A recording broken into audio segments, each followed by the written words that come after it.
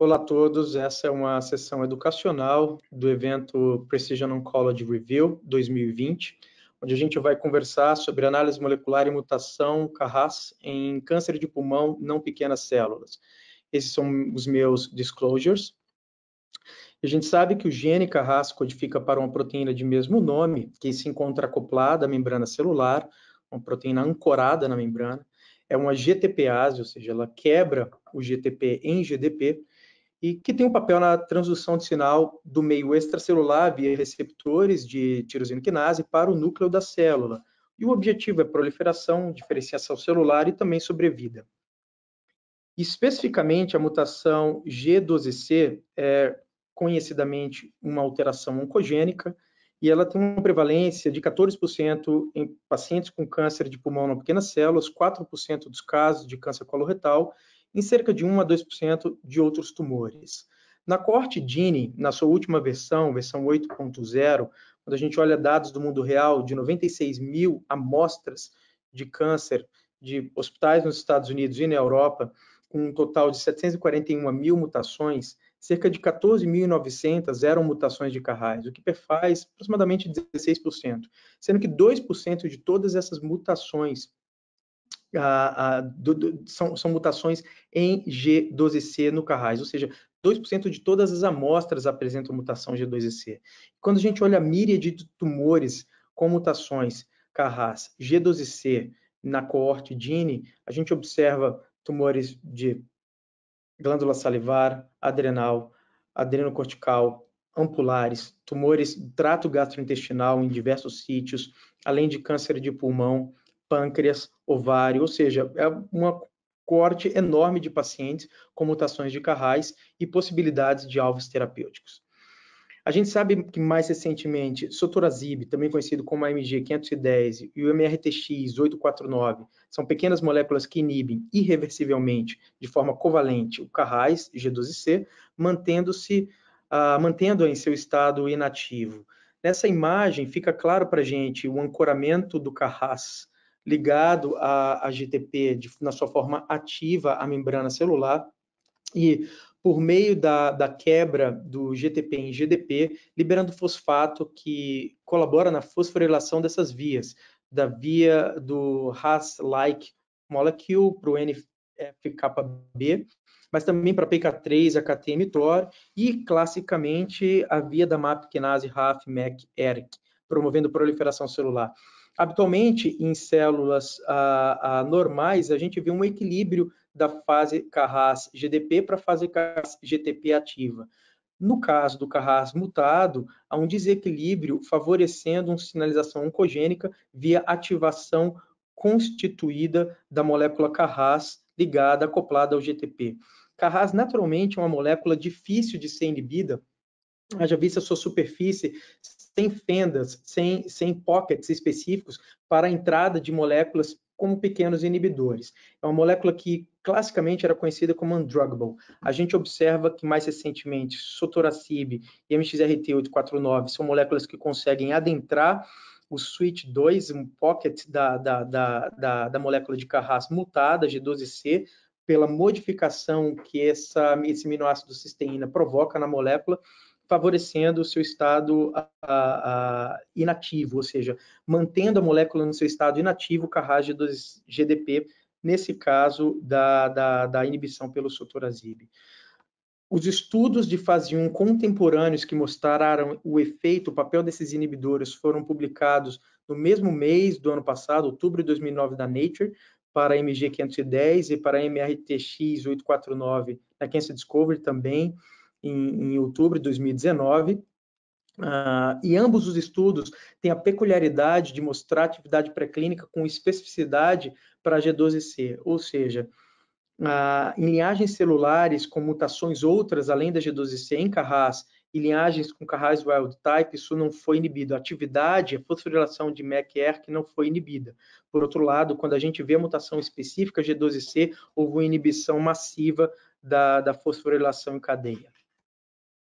O primeiro estudo de fase 1 apresentado na ASCO foi o estudo do sotorazib com a MG510, um estudo de escalonamento de dose em 4 coortes progressivas de 2 a 4 pacientes. Essa era a fase inicial do estudo, os pacientes eram seguidos a cada 12 semanas após o final do tratamento.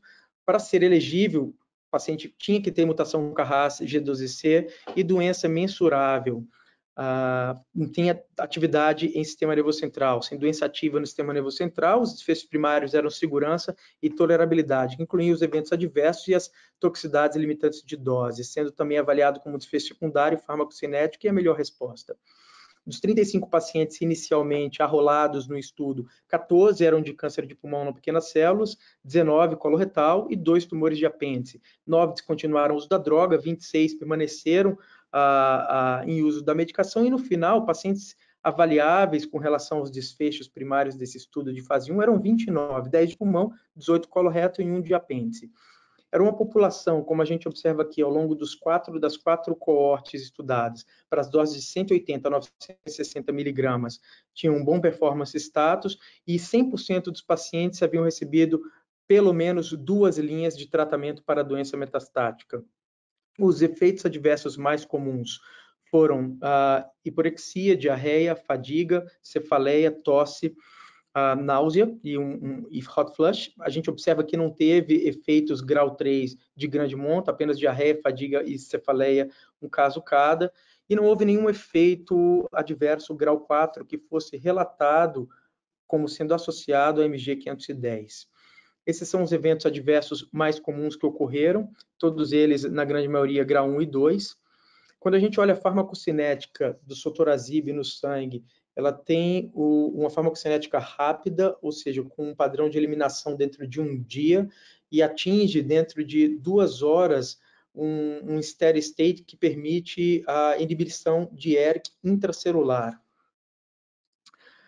Nesses 2 casos, a gente observa a resposta objetiva. No caso da esquerda, um paciente de 61 anos com câncer de pulmão, KRAS G12C metastático, múltiplas linhas de tratamento, iniciou o uso na dose mais baixa de MG510, 180 miligramas, com um achado de resposta parcial, ainda em tratamento, com um data cutoff de 27,4 semanas. À direita, a gente também vê uma resposta significativa num homem de 59 anos com câncer de pulmão metastático, KRAS G12C, múltiplas linhas de tratamento, tendo recebido previamente agente anti-PD1, e com uma resposta parcial significativa, redução de 67% da lesão, com 14,3 semanas de duração de resposta no data cutoff, apresentando resposta completa das lesões-alvos reportadas na semana 18. Tá? Quando a gente observa, o benefício clínico foi em 100% dos pacientes avaliáveis, tendo que a gente tem resposta parcial em 4 deles, 5 dos pacientes, melhor dizendo, dos 10 apresentavam resposta parcial, 4 delas confirmadas, todos os 5 ainda em tratamento, em diversas categorias de dose. A gente compara também esse waterfall plot com os dados de MRTX 849, mostrando que ambas as moléculas têm atividade importante para câncer de pulmão de células não pequenas. Voltando aos dados de sotorazib, quando a gente observa a duração de resposta, para aqueles indivíduos que tinham resposta parcial, a duração foi de 7,3 a 27,4 semanas, ainda mantendo o uso da medicação. Por outro lado, a gente observa também resposta em indivíduos com câncer de cólon metastático, aqueles que apresentavam, na sua maioria das vezes, doença estável, apresentando um range aí de duração de resposta de 7,3 a 24 semanas. Na atualização do ano passado da ESMO, em setembro, as coortes elas foram expandidas. A principal expansão foi a dose de 960 miligramas, com uma adição de mais pacientes recebendo essa dose máxima. E quando a gente observa, dos 76 pacientes analisados no total, 34 tinham câncer de pulmão de células não pequenas, 36 câncer de cólon metastático e outros tipos de tumores. A dose escalonada foram 45 pacientes e na expansão de dose para 960, 31 pacientes, 55 avaliáveis, 52 permaneciam em tratamento no momento da análise. 50% dos pacientes apresentavam resposta objetiva e o controle de doença para todas as doses aqui mostradas foi de 96%, extremamente alto para câncer de pulmão não pequenas células e 79% controle de doença para câncer coloretal. Essa waterfall plot para os dados de câncer de pulmão mostra massivamente controle da doença com benefício clínico em 100% dos doentes, apresentando resposta parcial em metade da população estudada na dose de expansão de 960 miligramas. Esses são os dados de duração de resposta. Quando a gente observa os pacientes, os 11 pacientes com resposta parcial, a mediana de duração do tratamento foi 15,1 semanas, variando de 4 a 42 semanas de duração de tratamento, mantendo ainda a resposta esses indivíduos.